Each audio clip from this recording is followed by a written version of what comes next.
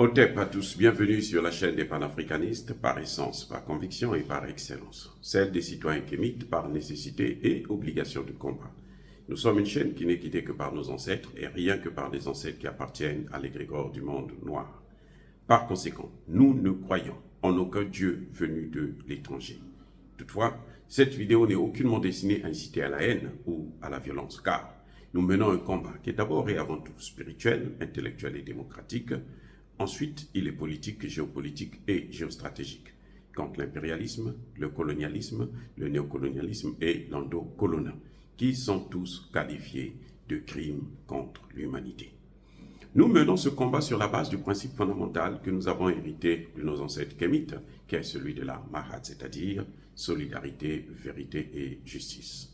Vous êtes donc en droit de connaître la vérité, nous avons l'obligation de vous dire la vérité, rien que la vérité, afin que justice soit rendue au continent africain. Et ça, c'est notre modeste contribution dans cette noble lutte en faveur de la souveraineté, la dignité, la solidarité et l'unité africaine. C'est exactement ça que nous appelons le panafricanisme. Bien-aimés frères et sœurs, après le show d'Emmanuel Macron, qui a dénoncé l'hypocrisie des Américains, eh bien, la réponse de Joe Biden ne s'est pas fait attendre. En fait, quand vous écoutez le discours d'Emmanuel Macron devant les ambassadeurs de France à Paris, il y a quelque chose qui saute aux yeux. C'est que Emmanuel Macron condamne le comportement des États-Unis. Parce que les États-Unis avaient envoyé Victoria Nuland au Niger sans consulter la France, comme si les États-Unis avaient besoin de consulter la France pour agir en Afrique. Non, et c'est là encore, une fois de plus, ce qui montre que ce garçon est vraiment retardé mental. Emmanuel Macron dit que lui, il a une politique cohérente. Et tout le monde explique, c'est des experts français eux-mêmes disent que oui, il a une politique qui est tellement cohérente qu'au Niger, il condamne le coup d'État et au Tchad, il adopte le coup d'État. Et ça, c'est la politique cohérente de Emmanuel Macron. Bon, je ne sais pas si on parle bien le français là ou bien nous parlons le Lingala ou le Kikongo, les deux langues nationales du Congo-Brazzaville. Il y a un problème avec ce type. Politique cohérente. Nous ne soutenons pas les coups d'État. Nous sommes anti-coups d'État. Et pourtant, au Tchad, Emmanuel Macron n'a pas hésité en personne à aller adouber le fils qui faisait un coup d'État. Et je vous rappelle, comme beaucoup d'experts vont vous le dire, que la France n'a cessé d'organiser des coups d'État en Afrique. Pas moins de 45 coups d'État que la France a organisés en Afrique. Et le premier à inaugurer les coups d'État en Afrique, c'est bien Emmanuel Macron, c'est bien la France, monsieur Macron. C'est bien la France. En 1958, le premier vrai coup d'État en Afrique, et ça se passait où? Au même Niger. Et donc, vous voyez, la France, c'est incroyable que les donneurs de leçons viennent se passer pour des anges. Bref, il critique les États-Unis, qui ont une politique incohérente, et les États-Unis ripostent. Vous savez quelle est la réponse des États-Unis? Eh bien, Joe Biden envoie la secrétaire d'État adjointe aux affaires africaines, Madame Molifi, pour se rendre dans des pays comme le Ghana, le Nigeria et autres. Et au moment où nous parlons, donc au lendemain même du discours d'Emmanuel Macron, cette dame est au Nigeria. Et aucune intervention militaire de la CEDEAO ne peut se faire sans la présence du Nigeria, parce que c'est elle qui a les troupes et c'est elle qui a les moyens. Vous voyez? Donc, au moment où Emmanuel Macron est en train d'insulter les Américains, on voit même une différence d'approche. Les Américains vont voir Tinubu pour dire à Tinubu que, effectivement, l'option militaire n'est pas à envisager. Parce que les Américains savent aussi Et eux, ils sont cohérents avec leur politique. C'est-à-dire que si ils qualifient le gouvernement de Tchani de putschiste, alors les Américains ont l'obligation, selon la Constitution américaine, de quitter le Niger.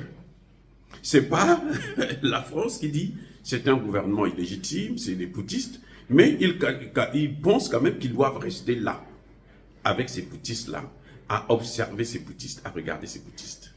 Non, c'est pas ça. Et là, Emmanuel Macron est en train de se donner, de se tirer une balle dans son propre pied. Parce que la réponse des Américains, elle est stricte, elle est catégorique.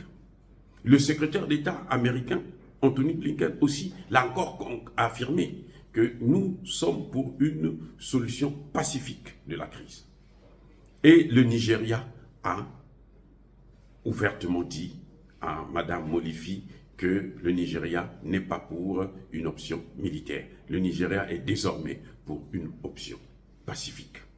C'est d'ailleurs pour ça que la CEDEAO vient encore d'envoyer une autre mission au niveau du Niger pour voir qu'elle demande maintenant au Niger de faire de donner des gages de confiance. Elle demande notamment qu'on libère, à la rigueur, qu'on libère Mohamed Bazoum.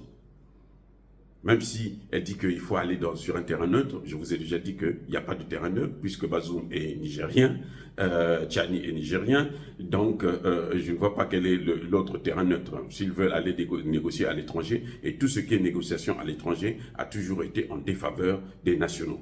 La négociation doit se faire au Niger, avec les Nigériens. Ce sont les Nigériens qui doivent départager à la fois Bazoum et Tchani, et ils l'ont déjà fait d'ailleurs.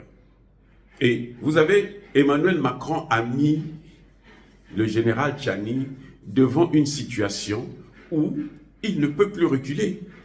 Même s'il voulait le faire, le général Tchani là, il est dans un piège de la France.